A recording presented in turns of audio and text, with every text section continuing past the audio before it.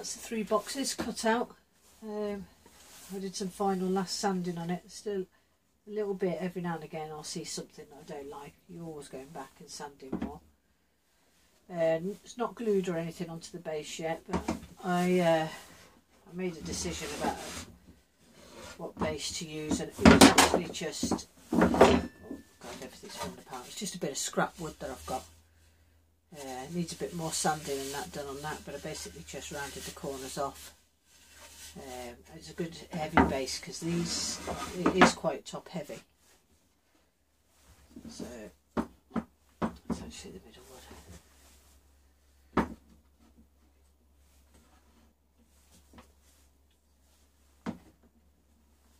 Pretty delighted the way it's come out.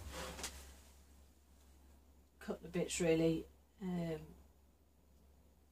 The stem on this is too bare at the bottom, I find. So I'm not going to do it as part of this project, but I may do an update later on what I did do. I'm thinking if there was some more bits from the rose pack that I could actually use, maybe even just one long flower onto there. I might well add that. But I can do that in the future. I'll go ahead and complete this box now so that I can get it done for yourselves. And it's about being a bit creative. Your stem might be shorter than this. I think if I did it again, I think I would do the stem very differently. But that's what it's about. You know, it's learning and improving on everything that you do all the time.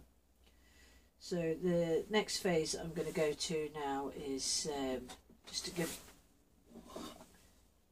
final clean up and get it glued into place, and then I'll be sun sealing everything, and I might just use a light lacquer because I don't really particularly want a shine on this. I want it to be, I mean, if I had my way I would just keep it the natural wood, but it would stain terribly, so you need something on it. So I'll sun seal it. That'll bring the colours up, bring the grain up, give it a nice smooth finish.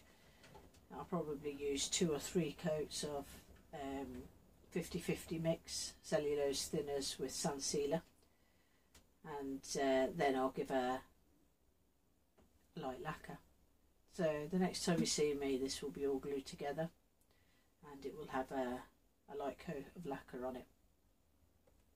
Thanks for watching. Okay, this is the final instalment of the video. That's it all complete, glued up and ready.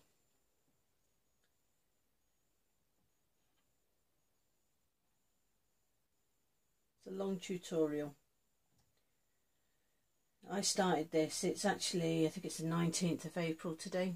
I started this, in fact I was in touch with Todd from Design and Make around about the 1st or 2nd, I think it was, of March. And by the time I'd actually got back to him, I'd already had an idea in mind, which turned out to be this. So, as you can see, it's 6 weeks, and yeah, I do work full time, so I work 5 days a week, and then on my 2 days off I do this, but there's many hours of work in this box, and like I say, it takes a lot of patience, but the result is amazing. I love doing them, and the more challenging a box is, the more excited I get about it. I'll show you the drawers opening now. Little magnets work fine on it. Slips out.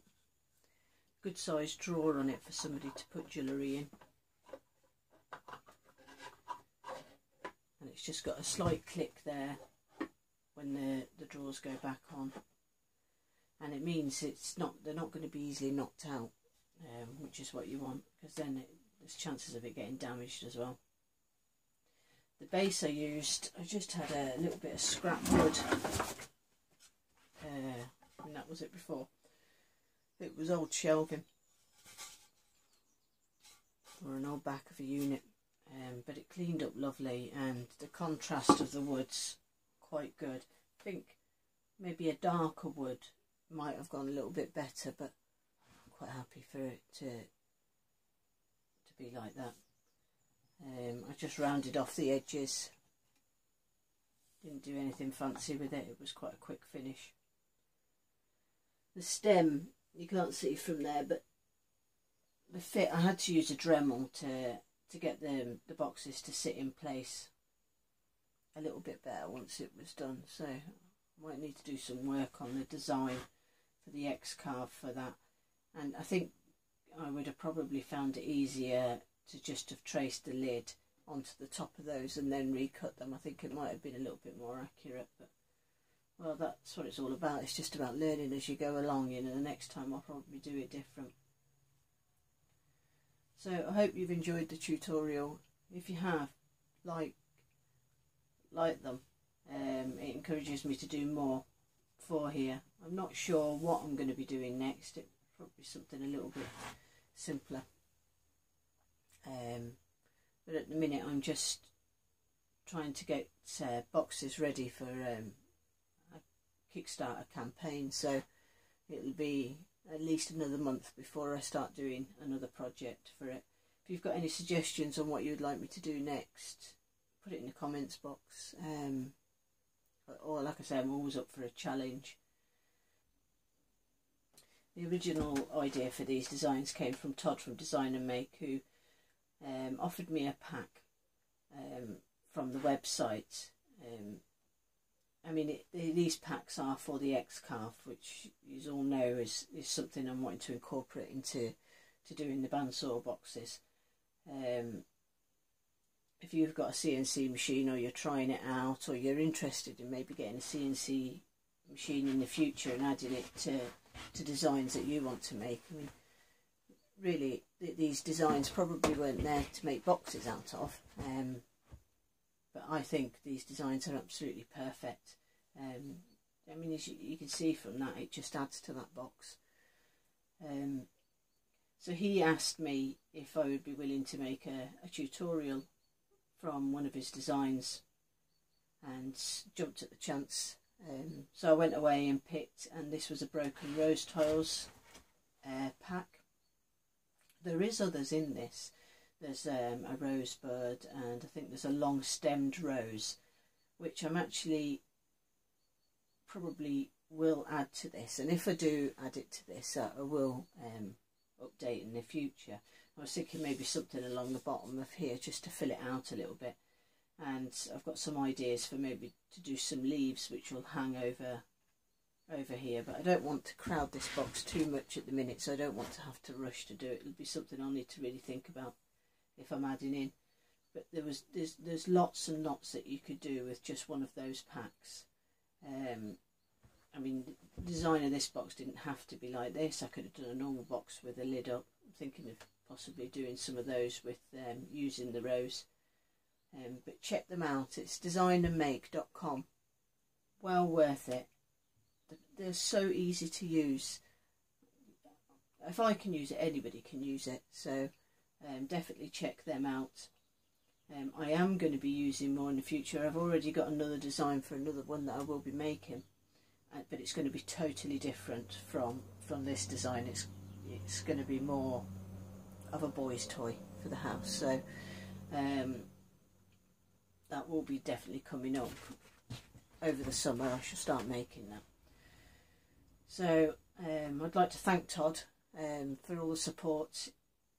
I don't have many people that watch the videos at the minute. Hopefully that'll increase as time goes on, as these boxes start to get around YouTube a bit more. But thank you very much, and I hope you like the result of your design. Using X-carve with bandsaw boxes is great. I mean, the machine carved all that for me. I'd never have been able to carve it by hand. You'd never get 3 boxes identical by doing any carving by hand. And within this box, I've used a bandsaw, scroll saw, the X-carve, and I've done some hand carving on it as well. So you really can cover a lot of different types of woodwork, all in one piece. Anyway, hope you like it, and hope to see you again in the future. Thank you.